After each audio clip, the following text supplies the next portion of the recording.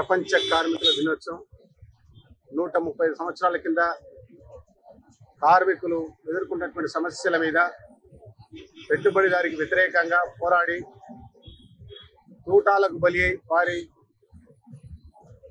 రక్తము వేరులై పారినటువంటి రక్తములో ముంచి ఎత్తినటువంటి జెండాని ఎర్ర జెండా 130 సంవత్సరాల కింద చేసినటువంటి పోరాట ఫలితంగా ఇవాళ దేశంలో రాష్ట్రంలో కార్మిక చట్టాలని పాలకులు అనగదొక్కుతున్నటువంటి నేపథ్యంలో ఇవాళ ప్రపంచ కార్మికుల దినోత్సవాన్ని ఈరోజు అల్వాల్పట్నంలో జరుపుకుంటా ఉన్నాం.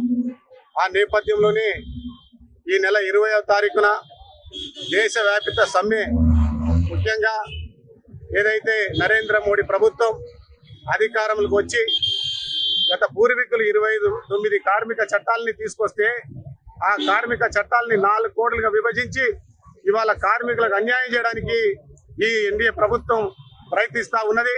ఆ నేపథ్యంలోనే ఇవాళ కార్మిక లోకానికి మేడే సందర్భంగా పిలుపునివ్వడం ఏంటంటే, రేపు 20వ తారీఖున జరిగే సమ్మెలో కార్మికులు అధిక సంఖ్యలో పాల్గొని మన పూర్వీకులు తెచ్చినటువంటి కార్మిక చట్టాలని కాపాడుకోవాలని ఈ 4 కోట్లని వ్యతిరేకిస్తూ 20వ తారీఖున జరిగే సమ్మెలో ఈ ప్రాంతంలో వేల సంఖ్యలో పాల్గొని ఆ సమ్మెని విజయవంతం చేయాలి.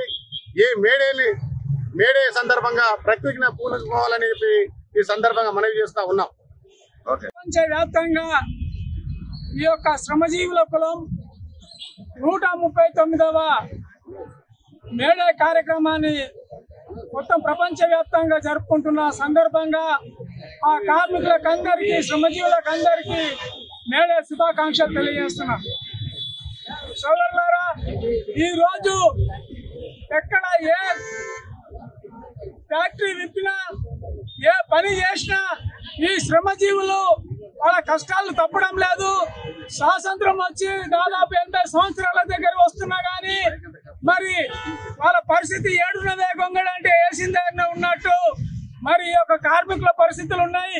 మరి ఈరోజు మన జిహెచ్ఎంసీ కార్మికుల పరిస్థితి చూస్తే దాదాపు ఒక 10-20 మంది కంటే పర్మనెంట్ ఉద్యోగులు లేరు. మొత్తం 400 మంది అంతా private employees, out sourcing employees. వాళ్ళకున్న జీతం భత్యాలు మాత్రమే, మరి అవి కూడా సరిగా అందడం లేదు. మరి సమస్యలు సాల్వ్ కావడం లేదు. వాళ్లకు సంవత్సరానికి ఇచ్చే చెప్పులు కానీ, డ్రెస్సులు కానీ, ఆయిల్ కానీ మరి ఎలాంటి పనిముట్లు ఇవ్వడం లేదు. మరి చేతులతోని వాళ్ళ చేతులకు గ్లౌజులు ఉండాలి, కాళ్ళకు సాక్షులు ఉండాలి ప్లాస్టిక్వి, అయినా కానీ వాళ్ళకు ఇవ్వడం లేదు. మరి అదే చేతులతోని ఎత్తి అవే చేతులతోని భోంచేసే పరిస్థితి వాళ్ళకు దాపురించింది. అయినా జీతభత్యాలు మాత్రము మాత్రమే.